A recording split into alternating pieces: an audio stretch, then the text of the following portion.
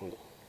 So పూర్వం ఉన్న 3 రాజధానులని interpret చేస్తూ వాళ్ళంతటి వాళ్ళు క్రియేట్ చేసింది ఒక తప్పు.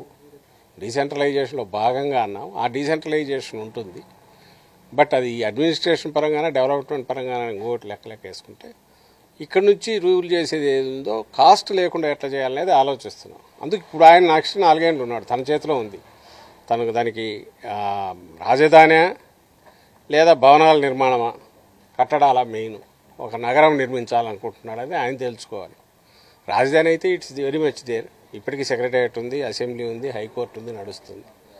సో దాని మీద ఆ ఏరియాలో ఉన్న ఇబ్బందులు వాటిని దృష్టిలో పెట్టుకుంటే ఇక్కడికైనా విజయవాడ గుంటూరు మధ్యకి వచ్చేస్తే శాశ్వతంగా దానికి పరిష్కారం ఏర్పడుతుంది.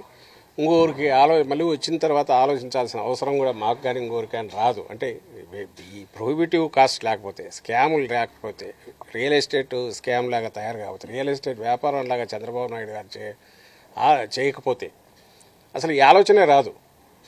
వచ్చినప్పుడు అన్ని ప్రాంతాల ప్రజల ఆకాంక్షలను దృష్టిలో పెట్టుకొని చేయాలనే దానికి next step.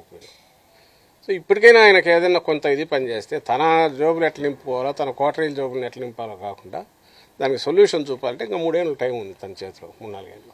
You can complete it. ఆ చిన్న ఏమైనా చేసేసి రూల్ మొదలు పెట్టచ్చు.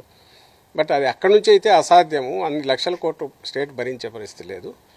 ఈ విజయవాడ గుంటూరు మధ్య అయితే మీకు ఈజీ అవుతుంది. ఇటు బందర్ దగ్గర నుంచి ఎలాగో అవుటర్ రింగ్ రోడ్డు వస్తుంది.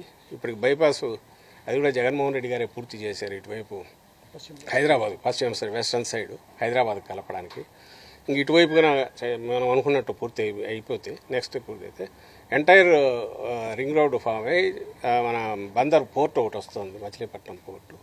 సో ఇక్కడి వరకు 80 కిలోమీటర్లు టోటల్ ఎంటైర్ మహానగరం డెవలప్ కావడానికి అవకాశం ఉంటుంది ఇక్కడికి గనా తీసుకుంటే.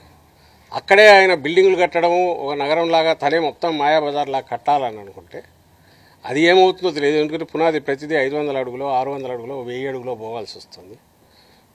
డీవాటరింగ్కే 100 కోట్లు ఖర్చు పెట్టే పరిస్థితి వస్తుంది పోను రోజుకు. ఎందుకంటే రివర్ బెడ్లో ఉన్నట్టుంది అది.